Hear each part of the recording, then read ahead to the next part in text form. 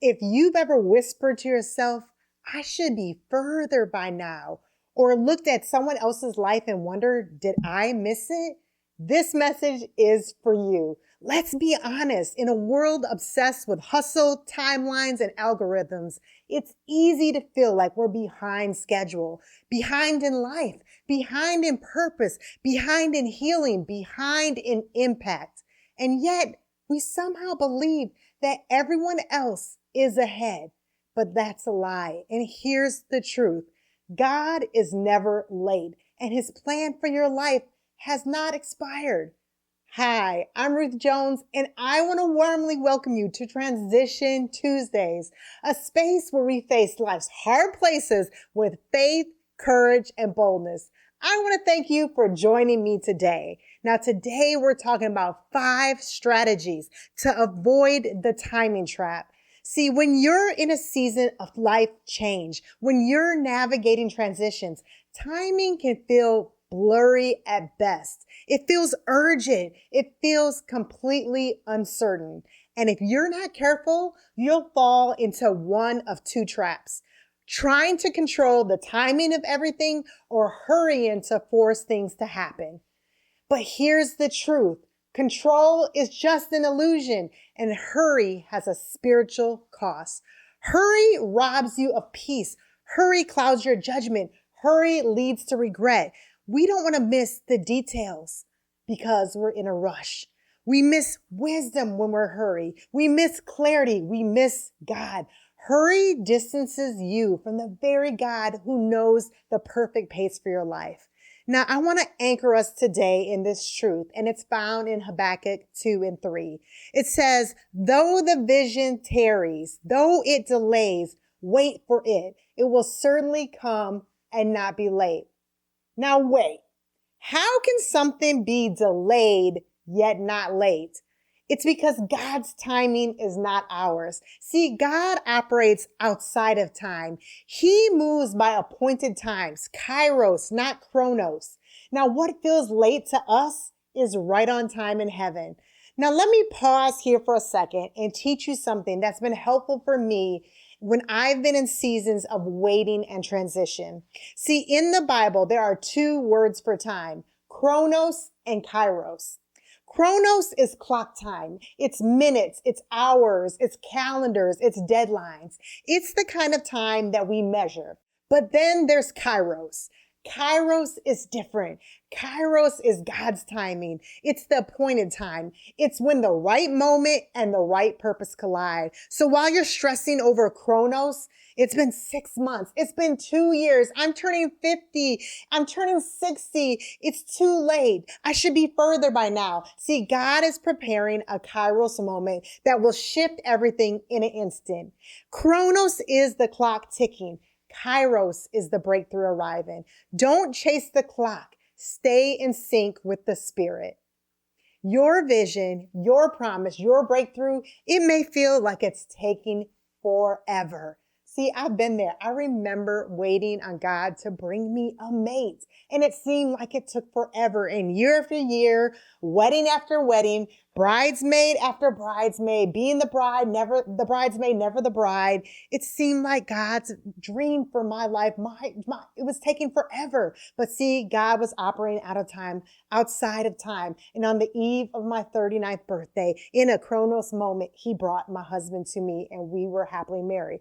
But so if God gives you a dream, it's not going to expire. See, our job is not to control or even always understand the timeline.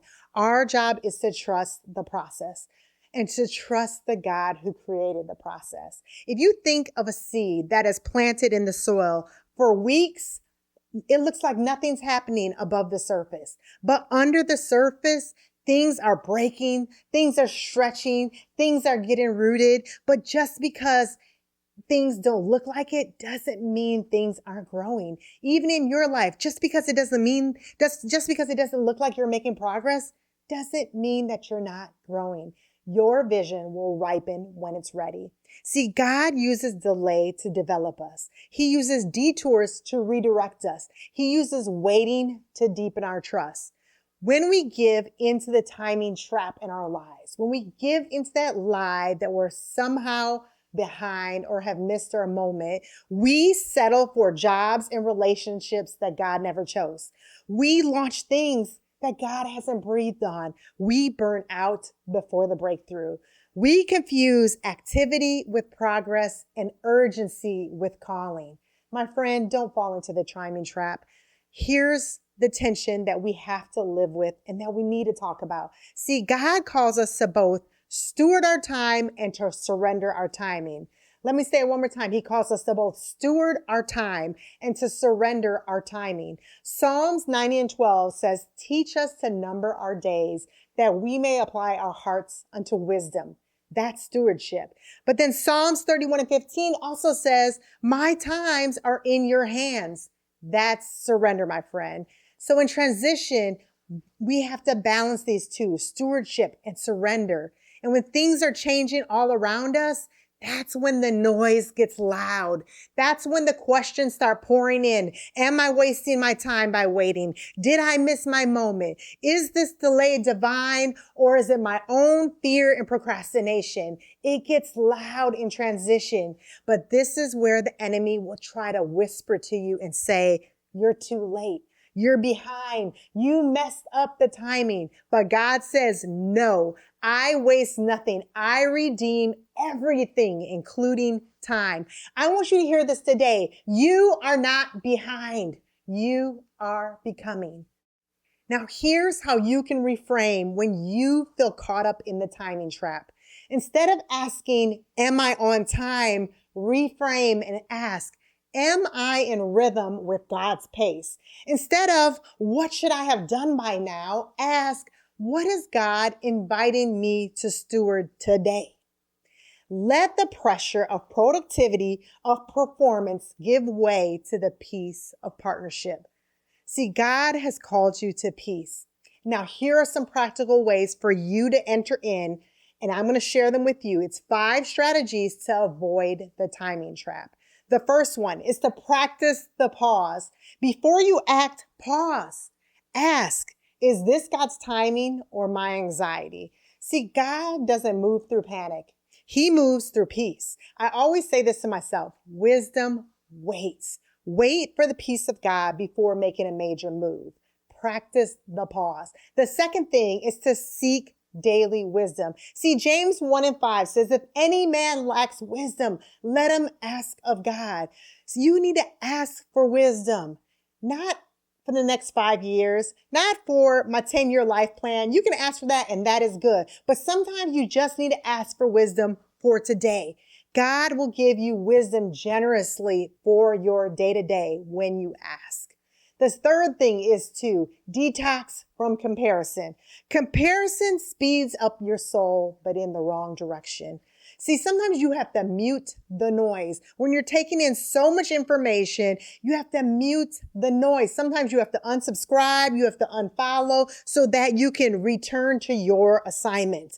See, their pace is not your pace. You have to mute the noise. Mute the noise of comparison. In my book, Living the Sweet Life, Simple Secrets to Finding Purpose, Joy, and Fulfillment Every Day, I have a whole chapter dedicated to this trap.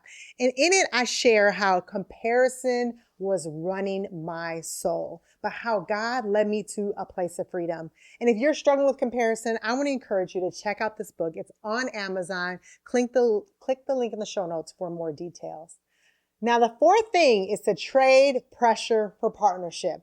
Ask God, what's yours to carry today and what's mine? See, when you are trying to carry God's load, that's pressure. But when you're carrying what He has called you to, that's partnership. See, you don't have to have it all figured out. You just need to stay in sync with the one who does. See, transition is not about perfection. It's about obedience in motion. Let Him pace you. Let Him prioritize you. This will shift you and move you from striving to surrender, from panic to peace, from urgency to unity with Him. Trade the pressure for partnership. And the last one is to learn to walk in the tension. What do I mean by learn to walk in the tension? Learn to plan with wisdom, move with faith, and then wait in trust. You need to steward your time and surrender your timing. It's both and. Plan prayerfully, make your lists, set your goals. Y'all know I love this stuff, but hold them loosely. Do what's in your hand, but faithfully manage today without over obsessing what's next. See, you don't have to have it all figured out, all the next. You just have to obey the now. Leave room while you're managing everything, while you're doing everything, leave room for God's interruption. These interruptions are often the assignment. Remember the woman with the issue of blood? Jesus was on the way to heal Jairus' daughter, but a woman interrupted him and God had an assignment. He had healing for her. So leave room for God's interruptions.